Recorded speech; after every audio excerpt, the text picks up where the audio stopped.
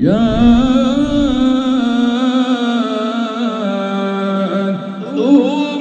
رسلهم بالبينات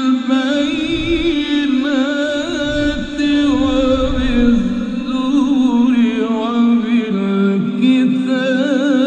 المنير.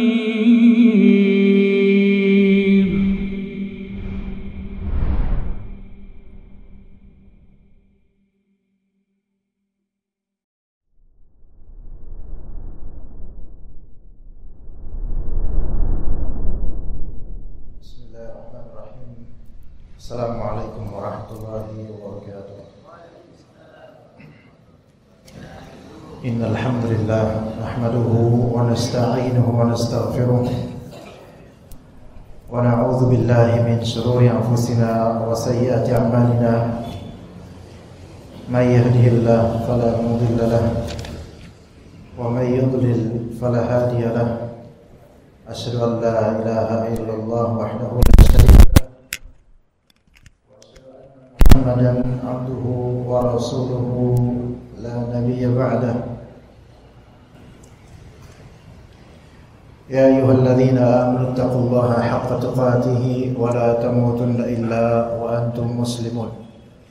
Fa inna asdaqal hadits kitabullah wa khairal hadi hadi Muhammadin sallallahu alaihi wasallam. Wa syarrul umuri muhdatsatuha wa kullu muhdatsatin bid'ah wa kullu bid'atin dhalalah wa kullu dhalalatin finnar. Amma ba'd.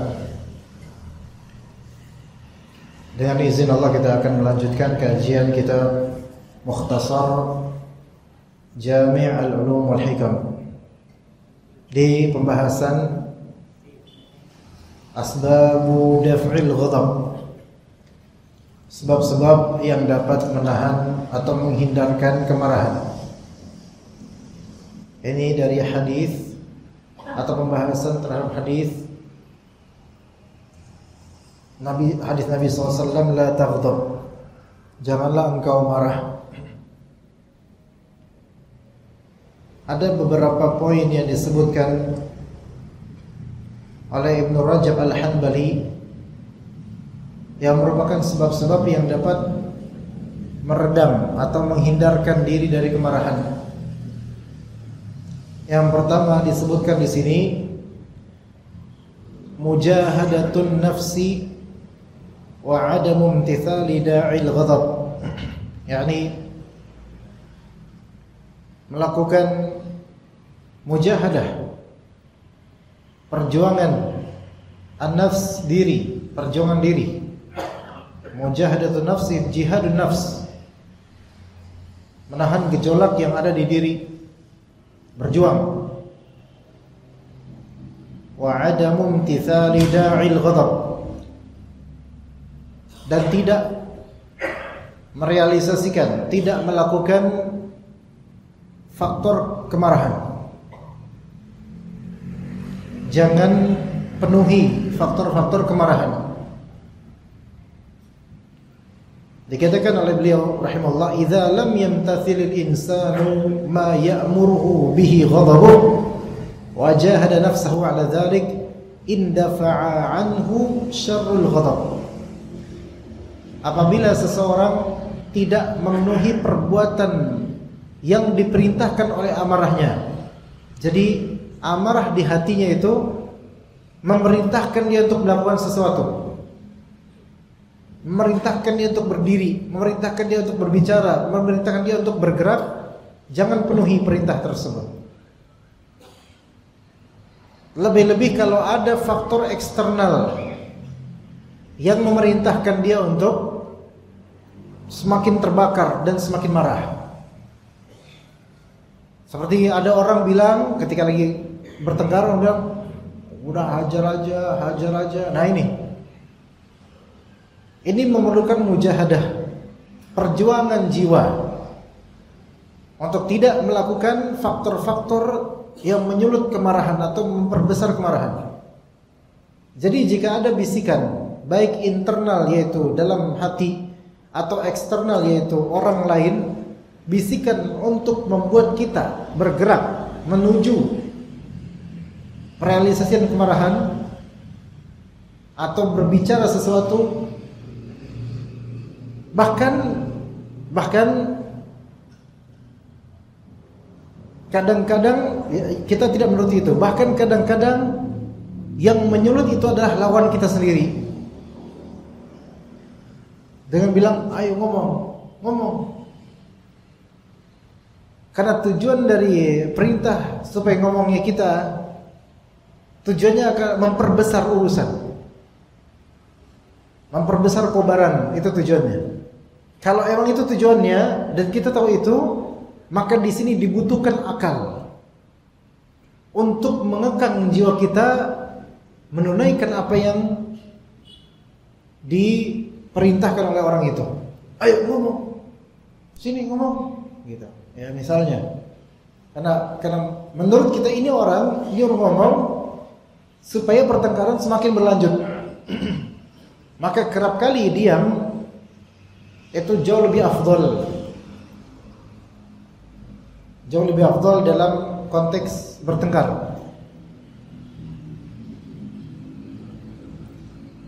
Maka di sini dibutuhkan akal.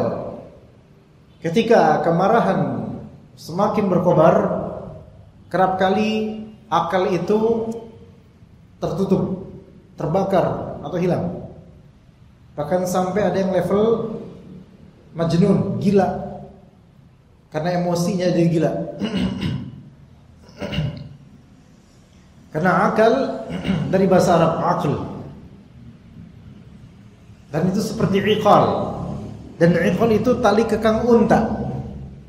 Karena akal ini pengikat. Pengikat seseorang dari keburukan, penahan seseorang dari keburukan. Akal. Dan syariat Allah tidak pernah bertentangan dengan akal yang selamat.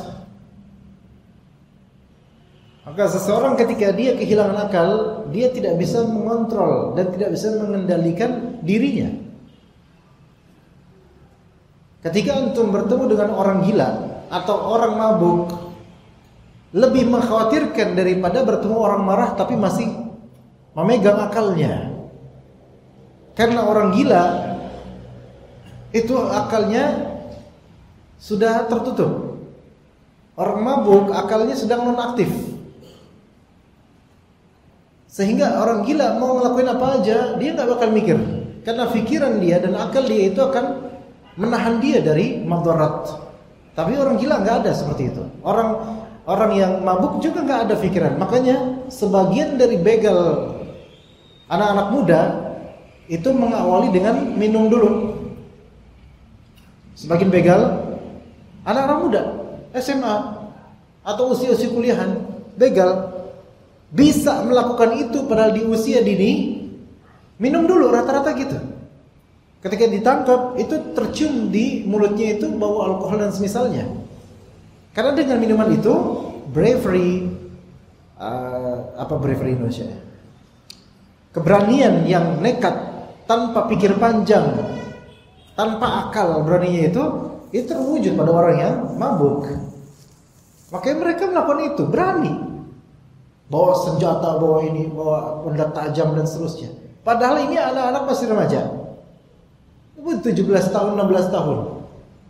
Yang kalau di siang hari, kalau antum ketemu sama anak-anak ini, dia salah sedikit sama antum gertak, ketakutan dia.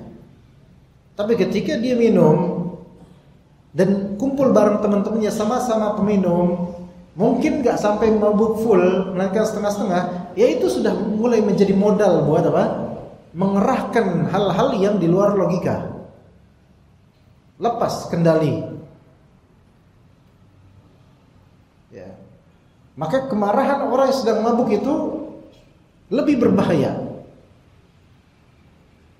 Bahkan kadang lebih berbahaya daripada binatang. Tapi binatang tidak punya akal. Ketika sapi ngamuk di hari raya Idul Adha, coba pawangnya aja nggak bisa mengendalikan. Orang-orang pada ketakutan. Kenapa ketakutan? Karena orang-orang tahu ini binatang nggak punya akal. Dia nyerduk siapa aja tanpa pamrih. Entah empunya juga, pemiliknya juga pemilik hewan kurban yang udah ngeluarin puluhan juta buat beli, dia pun kena seruduk bisa, karena akalnya nggak ada. Makanya hati-hati dengan kemarahan yang membuat akal itu berkurang atau hilang atau nonaktif sementara. Dan kemarahan laki-laki yang masih memegang akal lebih afdol daripada kemarahan perempuan. Karena perempuan ketika perempuan pada dasarnya dari segi akal itu, kata Nabi SAW, naqisatul aql, kurang akalnya. Maka ketika perempuan marah itu lebih jauh dari logika lagi dan lebih nekat, lebih tidak mikir panjang, Laki-laki sekecewa apapun kepada istrinya umumnya akan sulit mengucapkan kalimat cerai karena masih berakal. Tapi perempuan karena kurang akal dan kecewa dengan suaminya, ada salah sedikit langsung tercetus ingin cerai. Inilah kemarahan yang tidak dibenahi dengan akal dan syariat. Maka orang yang paling terbaik adalah orang yang Allah berikan kesempurnaan akal di kesempurnaan usia dengan kesempurnaan syariat, yaitu para nabi alaihi wassalatu wassalam. Dan mereka baru diutus sebagai nabi atau rasul di usia 40 tahun ke atas rata-rata. Karena ini usia kematangan akal. Dan semuanya laki-laki, tidak ada perempuan. Dan yang diutus dengannya adalah syariat Allah Azza wa Jalla yang sempurna di masa masing-masing. Maka ini sempurna makanya. Maka siapa di antara kita, terutama laki-laki sebagai pemimpin, dengan akal yang Allah Ta'ala hibahkan padanya, titipkan padanya, kemudian rajin belajar ilmu syariat, dan kemudian semakin dewasa dengan ujian-ujian hidup, maka ini adalah kenikmatan yang besar dalam hidup. Kemudian dikatakan oleh beliau rahimahullah, wa jahada nafsahu ala dzalik, dan dia berusaha memaksa dirinya untuk tidak mematuhi bisikan-bisikan amarah. Maka indafa'a anhu syarrul ghadab, niscaya akan hilang keburukan marah tersebut darinya. Akan hilang syarrul ghadab, itu akan hilang keburukan amarah. Wa rubbama sakana ghadabuh, dan boleh jadi rasa marahnya akan menjadi sakana, yaitu sakin, tenang, dia akan tenang. Dan di masa marah itu memang syaitan membisikkan, baik di kalbu atau syaitan berupa manusia di hadapan atau di samping-samping, yang membuat kita semakin marah, melakukan sesuatu.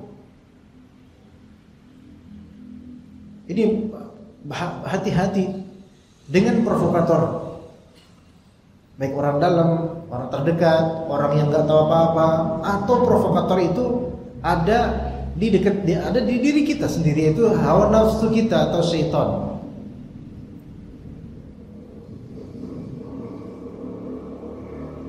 Bahkan kadang-kadang orang tuh jadi provokator supaya dia dapat tambahan uang. Ya. Misalnya pengacara punya klien, ya, yang udah disewa, udah ambil untuk membela atau menjadi kuasa hukum kliennya, atau cuman sekadar konsultasi tentang hukum, bayar sejam berapa, oke. Nah di sini kemudian misal pengacara ini, wah ini kesempatan nih supaya dia marah kepada lawannya. Wah itu nggak benar pak, ini nggak di apa? Di provokasi supaya tergerak gitu hatinya, marah gitu. Nggak benar pak, itu harus laporin pak, nggak benar itu nggak gitu. Oh gitu ya pak pengacara, iya ini wah secara undang-undang hukum gini. Oh udah. Wah iya benar juga pak. Jadi saya harus apa? Bapak sekarang harus gini. Lapor dulu gini semua apa? Nah nanti dilaporin polisi. Terus gini. Nah Tapi saya belum mediasi gampang.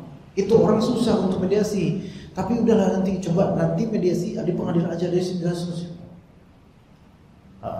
Yang sebenarnya kalau misalnya seorang ini konsultasi, jangan ke pengacara kuasa hukum untuk dapat cuan deh. Mau ke agama aja, ke ustaz. Udah ke ustaz aja. Ustaz yang gratisan, jangan yang berbayar. Kau ustaz aja, ustaz Afwan ada masalah. Gimana akhi? Gini. Pertama antum bertakwa sama Allah. Kan gitu enak. Enggak, wah ini laporin, enggak bisa. Enggak gitu, ustaz enggak gitu. Ya, bertakwa pada Allah. Kedua, ini hukumnya begini, dalilnya begini. Kan enak, Pak.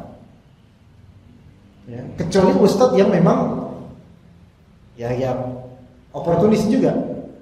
Wah, ini karena nggak bayar, karena nggak ada, kayak nggak ada benefit nih. Afwan, saya nggak bisa jawab. Ustaz Afwan ini ada amplop sedikit. Oh, boleh lama di sini bentar. Ada jawabannya. Ada beberapa orang, baik ustaz atau qari Quran yang seperti itu. Membela yang bayar juga ini. Ketika ada bayarnya besar, maka terbit hukum yang sesuai hawa nafsu. Ketika bayarnya kecil atau cuman syukran atau afwan, maka hukumnya haram. Sampai ada qari yang biasa di ta'ziah itu loh, yang haulan atau 40 harian gitu loh. Kan biasanya baca tuh. Biasa di Mesir banyak tuh. Ya. Kemudian diundang dia untuk menjadi qari di acara sekian harian lah mengenang kematian fulan. Maka dia acara kemudian dipersilakan qari fulan untuk membaca Al-Quran untuk kita.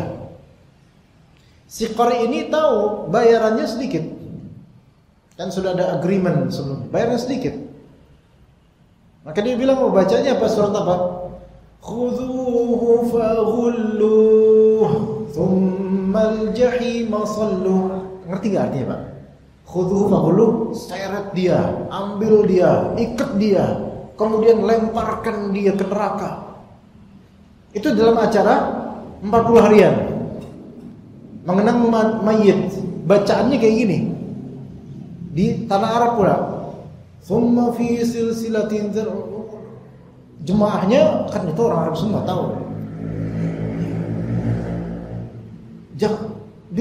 Ya Syekh, tolong ya qari, jangan baca ayat ini, kita sedang mengenang mayit. Ini kok seolah-olah ngedoain mayit itu supaya dimasuk neraka. Oke. Maka kemudian ini bisik-bisik, antum bayar ini kecil. Ya. Tapi bukan enggak ada bahasa itu. Bahasa apa? Surga itu mahal. Apa ya? Surga itu mahal. Ya khair Syekh, khair. Ya oke. Insyaallah kami akan tambah nanti insyaallah. Karena mereka ngerti maksudnya apa. Insyaallah kami baru kemudian ayat-ayat surga dibaca olehnya. Subhanallah. Ya. Baik, kemudian kita lanjut sini. Kalau misalnya marah itu tenang, marahnya udah mulai sakana, yaitu menenang, wa dhahaba ajilan, maka segera akan hilang. Faka'annahu hina idzin lam yaghdab, seolah-olah dia belum pernah, seolah dia tidak pernah marah sebelumnya. Jadi marah itu ya, kecuali yang orang dendaman ya, marah itu imma antum ikuti dan cepat tingginya, imma antum redam dan cepat hilangnya. Itu marah. Adapun kalau antum hanya meniatkan meredam secara gerakan tapi tidak meredam secara perasaan, maka ini jadi dendam. Namanya intiqam. Marah imma antum ikuti dan cepat melejitnya, imma antum redam dan cepat hilangnya, kecuali kalau antum hanya meniatkan redam di fisik. tidak di hati, maka ini menjadi dendam. Dan dendam ini bisa lebih buruk dibandingkan marah yang melejit sebentar. Karena sifat intiqam, dendam, itu adalah sifat primer iblis sampai kiamat. Artinya marah yang ditimbun itu lebih buruk daripada marah yang tercetus dan hilang kemudian. Marah yang diakumulasi itu akan menjadi dendam. Dan dendam itu umumnya sifatnya permanen. Dendam itu umumnya sifatnya permanen, mengacu pada bagaimana iblis sejak awal dendam pada Nabi Adam alaihissalam sampai sekarang. Hatta sampai kita semua mati, berganti manusia lain, tetap dendam. Sampai hari kiamat, sampai manusia semua habis semua, dan jin semua juga dimatikan. Justru ini bahaya, intiqam ini bahaya. Jadi intiqam itu akumulasi marah yang ditahan.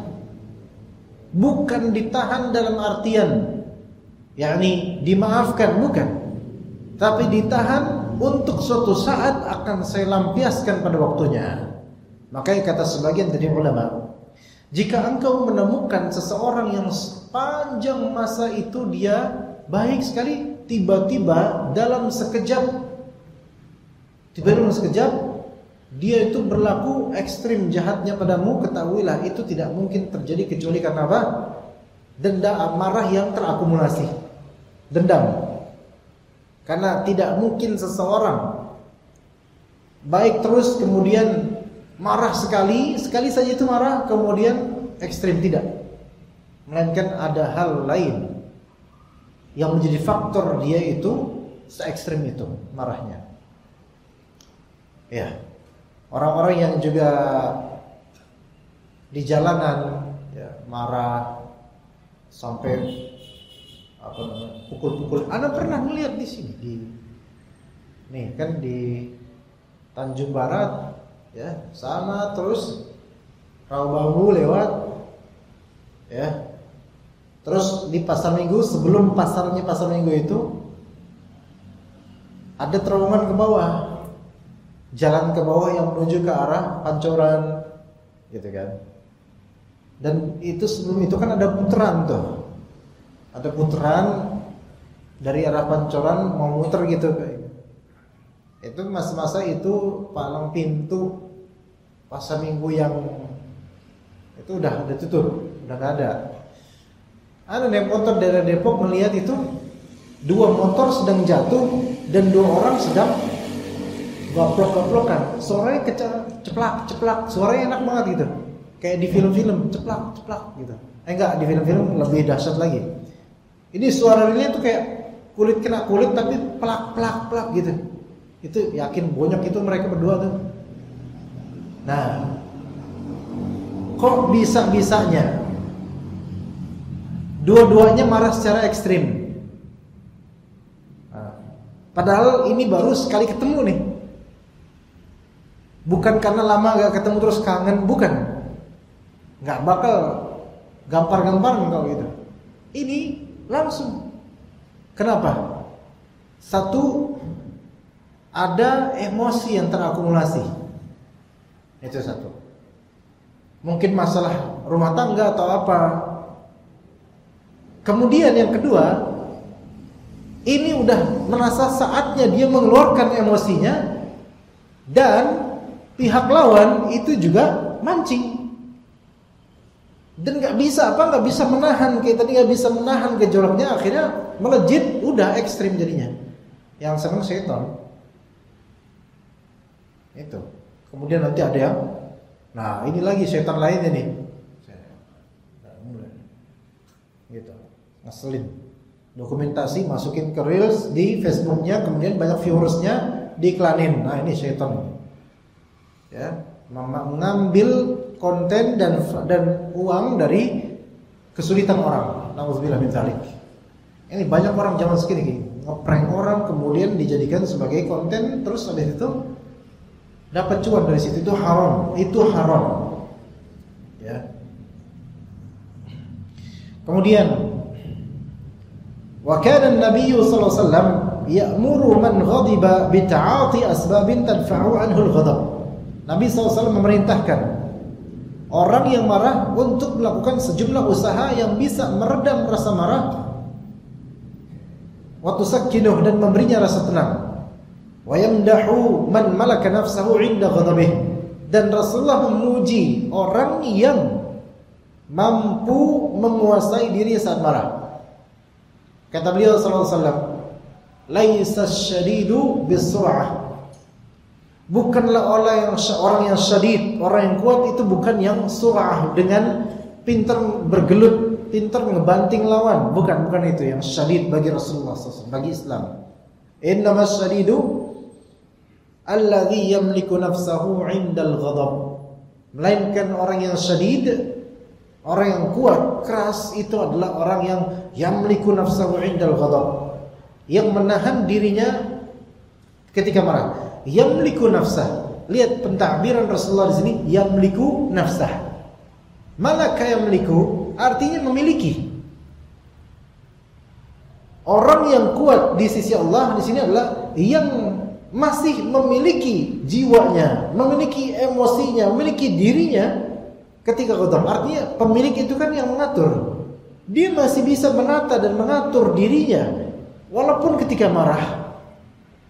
Adapun orang yang tidak terkontrol dirinya ketika marah, keluar dari lisannya kalimat-kalimat binatang, kemudian tinju-tinjuannya itu berterbangan, maka ini bukan syadid.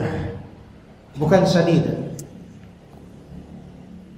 Bukan orang yang kuat di sisi Allah. Justru ini orang lemah.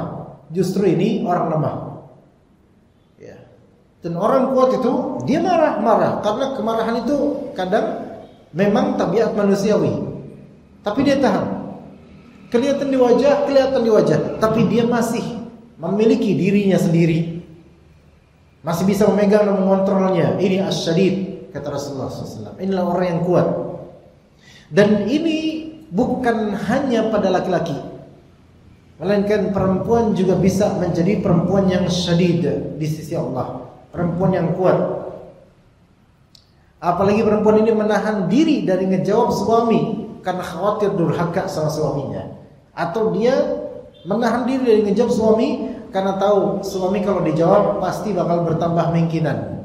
Maka inilah perempuan yang sabirah, syadidah, kuat, sabar. Orangnya bagus, ini bagus seperti ini. Ya.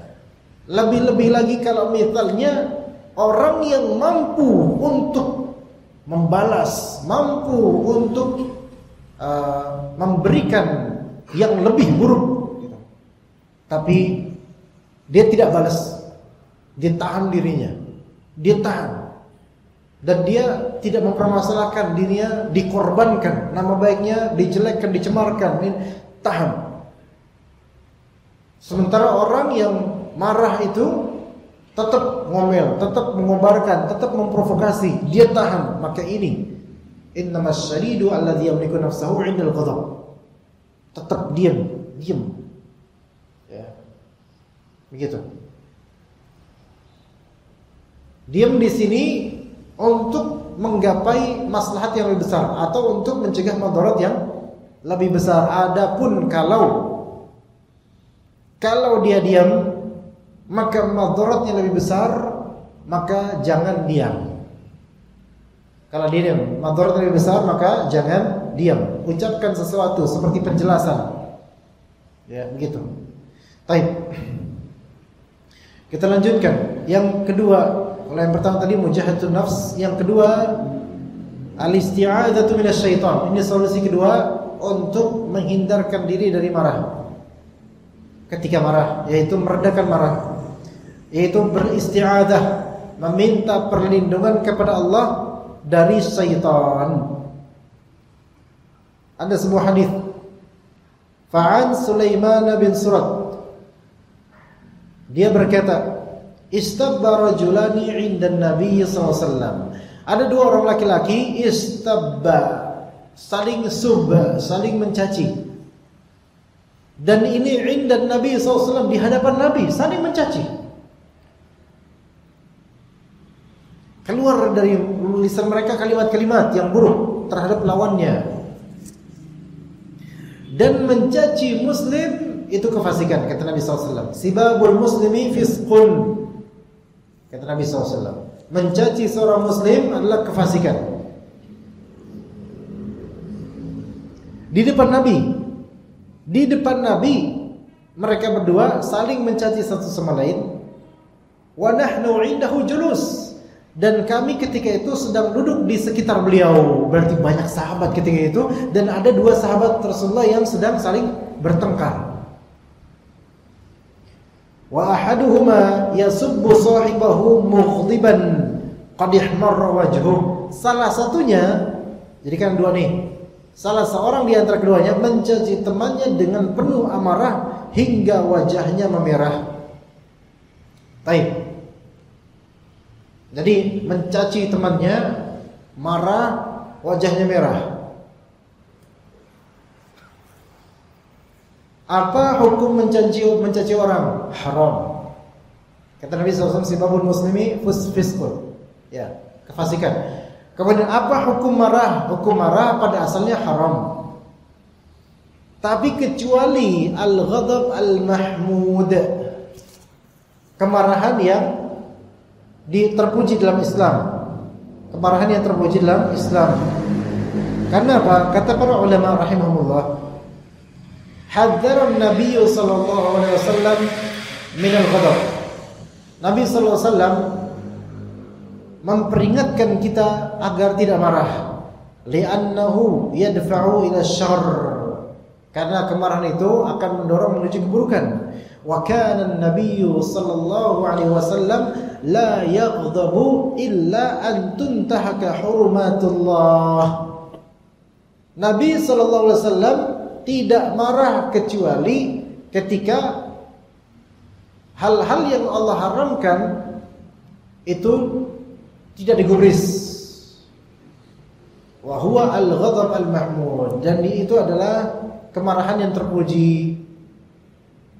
Berarti marah ini walaupun pada asalnya haram, tetapi ketika kemarahan tersebut pada tempatnya, yakni ketika agama ini dijelek-jelekan, Nabi SAW dihina, Al-Quran direndahkan, nama Allah diubah-ubah, syariat tidak ditegakkan, kemudian peraturan dilanggar dan seterusnya, maka ini kemarahan yang terpuji.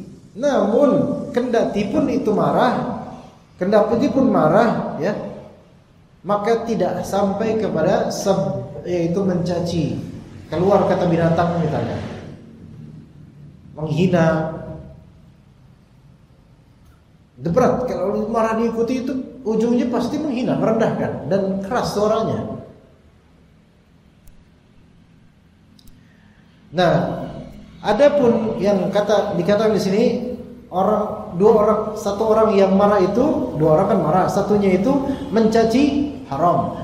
Marah ya boleh jadi haram karena kita nggak tahu konteksnya kenapa dia marah, hingga wajahnya merah. Merahnya wajah, apakah itu haram? Wajah merah ketika marah, ya. Apakah itu haram? Maka jawabannya adalah merahnya wajah ketika marah atau menahannya, atau merahnya wajah bukan karena malu tapi karena marah, itu tidak haram. Itu tidak haram. Apalagi kalau memang warna kulitnya putih, ya, yang mana gampang sekali memerah kalau malu atau kalau marah. Kalau kayak kita yang dibilang putih enggak, dibilang gelap insya Allah. Nah ini marah enggak merah, ya nggak tahu warnanya apa. Emang udah kayak gitu warnanya, susah merah, ya. Tapi bisa aja merah. Nah, Nabi SAW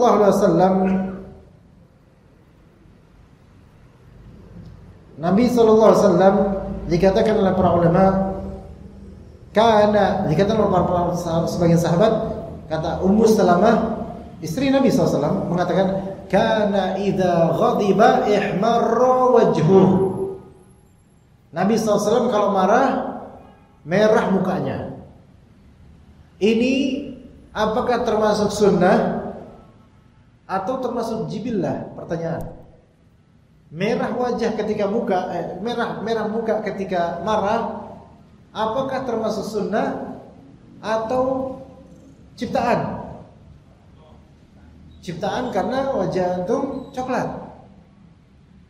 Coba agak putihan sedikit, sunnah Ustaz, karena saya kalau misalnya merah ya. Yang sahih adalah ini jibillah, khilqah, ciptaan. Karena enggak semua orang bisa memerahkan wajahnya ketika marah. Tetapi menahan amarah, menahan lisan, menahan diri ketika marah, ini sunnah atau ciptaan? Ini sunnah. Sunnah dalam artian inilah jalannya Nabi SAW. Ya. Itu bedakan. Apa-apa yang memang sudah ciptaannya begitu, yang susah bagi orang lain meniru, ya nggak bisa ditiru. Kalau ada orang berkulit putih terus marah, dia lagi mengamalkan sunnah, soalnya merah mukanya. Ya enggak gitu. Ada kalanya merah mukanya kemudian mencaci orang, atau emang kayak gitu kulitnya, atau kulit albino, walaupun nggak marah kelihatan merah. Ini ahlu sunnah banget nih. Kok ahlu sunnah tuh merah terus wajahnya? Ya akhi, ini Nabi SAW maksudnya merah wajahnya adalah beliau tidak mengucapkan keburukan ketika marah. Beliau tidak bertindak buruk ketika marah, melainkan itu tertahan, cukup di wajah. Gitu.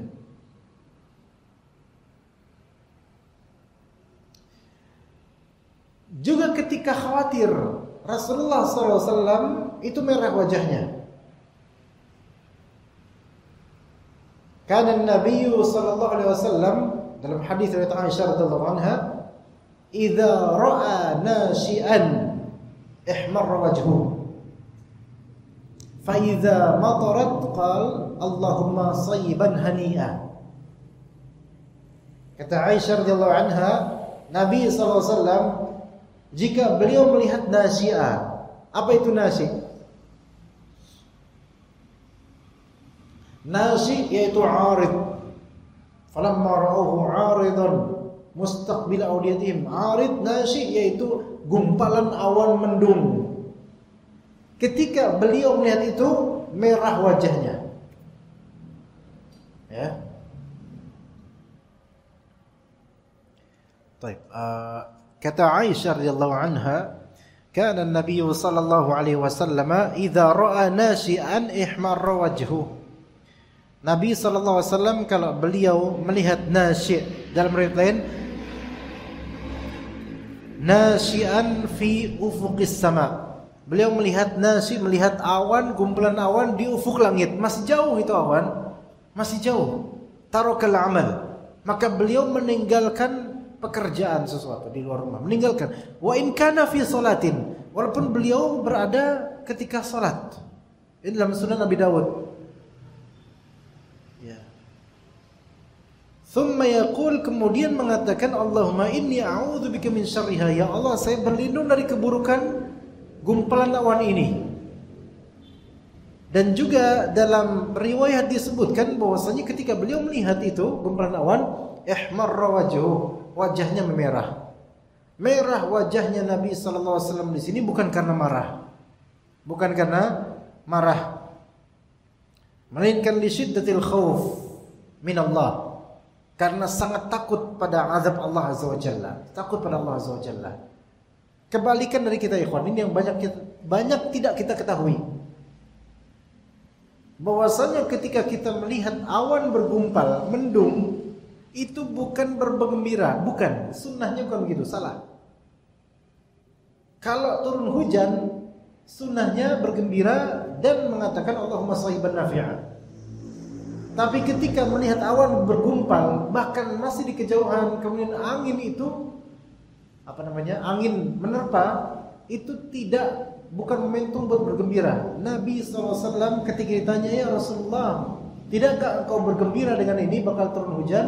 Maka kata Rasulullah, bagaimana aku bergembira sedangkan awan seperti inilah yang menghancurkan kaumnya Nabi Hud alaihissalam. Di surat Al-Ahqaf bisa dilihat antum. Falamma ra'aw 'aridan mustaqbila awdiyatihim qalu hadza 'aridun mumtiruna. Ketika kaumnya Nabi Hud itu melihat ada gumpalan awan di jauhan itu pengen mustaqbila awdiyatihim, pengen awan itu berjalan menuju ke lembah mereka. Maka kata kaumnya Nabi Hud dengan senangnya, hadza 'aridun mumtiruna. Ini kayak bentar lagi hujan nih. Apa kata Allah? Bal huwa masta'jaltum. Melainkan itu yang selama ini kalian minta supaya cepat segera, yaitu angin yang di situ ada azab yang sangat pedih. Maka kata Nabi SAW, bagaimana aku bisa bergembira sementara awan seperti inilah yang dengannya Allah Azza wa Jalla hancurkan kaumnya Nabi Hud alaihissalam. Maka kalau misalnya kita lagi di jalan, misalnya pulang kerja kan pengennya cepat-cepat balik rumah. Kemudian misal di Tanjung Barat kerasa, wah di Depok nih kayak udah gumpul banget itu. Alhamdulillah bentar lagi hujan. Aduh, alhamdulillah. Kan senang tuh biasanya kita. Karena enggak punya fikih. Enggak paham hadisnya. Ya, enggak paham hadisnya. Ini berkali-kali ana pergi ke kajian ngelihat misal saja dari arah Jakarta, dari arah Bekasi ana jalan kemari, misal di daerah Jakarta Selatan ini atau Lenteng Agung ini gumplan, wah udah hujan di sana tuh. Alhamdulillah udah lama enggak hujan. Enggak, jangan gitu. Melainkan apa? Justru sunnahnya takut sama azab Allah. Justru sunnahnya mengingat bagaimana dulu kalangan Nabi Hud, kaumnya Nabi Hud alaihissalam dihancurkan karena hal ini. Gitu. Jadi marahnya Rasulullah, merahnya wajah Rasulullah itu enggak mesti karena marah. Kadang karena rasa takut pada Allah Azza wa Jalla tercermin di wajahnya. Maka boleh dikatakan, ketika kita takut pada Allah, boleh kita refleksikan di wajah kita dengan rasa takut. Ya. Kemudian juga Rasulullah SAW kalau marah itu untuk urusan-urusan pelanggaran agama dan kesesatan. Ya. Maka dikatakan oleh Abu Hurairah radhiyallahu anhu, kharaja alaina Rasulullah SAW. Rasulullah SAW keluar bersama kita, menemui kita. Rasulullah SAW keluar menemui kami, para sahabat yang sedang berkumpul. Wa nahnu natanaza'u fil qadar. Dan kami sedang saling berselisih, beradu pendapat mengenai takdir Allah. Fa ghadiba, maka marah Rasulullah SAW hatta ihmarra wajhuh, sampai merah mukanya. Karena melihat para sahabat berselisih dalam masalah takdir, dalam masalah akidah, dan ini sesuatu yang berbahaya. Maka Rasulullah SAW marah dan menahan gejolak marahnya, merah wajahnya. Beliau pun mengucapkan kalimat, tapi ingat Nabi SAW marah mengucapkan kalimat itu tetap bermakna, berfaedah. Apa kata Nabi SAW? Afa bihada umirtum am bihada ursiltu ilaikum? Apakah untuk hal kayak ginilah kalian diperintahkan supaya kalian berdebat? Apakah saya itu diutus oleh Allah supaya kalian berdebat seperti ini? Marah Rasulullah SAW. Kemudian kata beliau, innama halaka man kana qablakum hina tanaza'u fi hadzal amr. Melainkan binasa orang-orang sebelum kalian dulu itu ketika mereka saling berselisih dalam hal-hal takdir dan juga akidah. Ya, seperti itu. Jadi Rasulullah SAW bukan berarti tidak pernah marah. Beliau pernah marah, dan beliau melihat dua sahabat ini, kembali ke hadis, dua sahabat sedang bertengkar. Salah satunya mencaci sahabatnya dan merah wajahnya dan marah. Maka kemudian kata Nabi SAW, inni la a'lamu kalimatan law qalaha la dhahaba anhu ma yajid. Sesungguhnya aku benar-benar mengetahui suatu kalimat yang kalau dia ucapkan, insyaallah akan hilang rasa marah, apa yang ada di hati akan hilang. Yaitu apa? Ucapannya simple. A'udzubillahi minasyaitonir rajim. Simple. a'udzubillahi minasyaitonir rajim, yaitu saya berlindung kepada Allah dari syaitan yang terkutuk, dengan lafal-pelafalan yang dimaknai di hatinya. Jangan cuma ngomong doang, dimaknai di hatinya. Dengan niatan mengusir amarah, itu hilang. Maka kemudian Rasulullah kan bilang gitu. Faqalu lirrajul, orang-orang pada bilang ke orang ini yang sedang marah, merah mukanya, ya, marah-marah gitu. Maka kata para sahabat, ala tasma'u ma yaqulun Nabi SAW. Ya akhi, antum masih aja marah?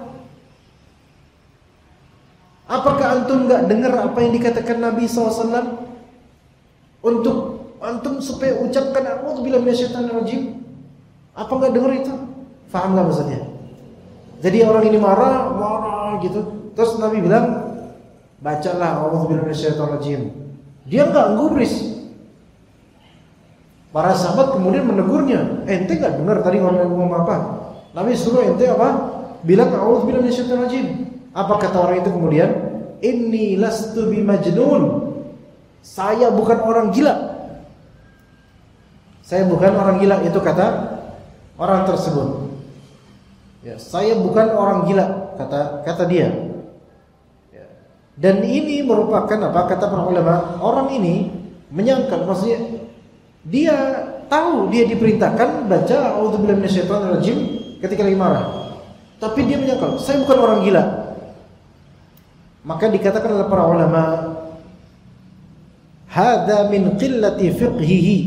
Ini karena orang ini sedikit fiqihnya, enggak paham. Fatawahhama anna al-isti'adzata mukhtassatun bil majanin. Dia kira ta'awudz isti'adzah a'udzubillahi minasyaitonir rajim itu khusus untuk orang-orang gila dan orang-orang kesurupan.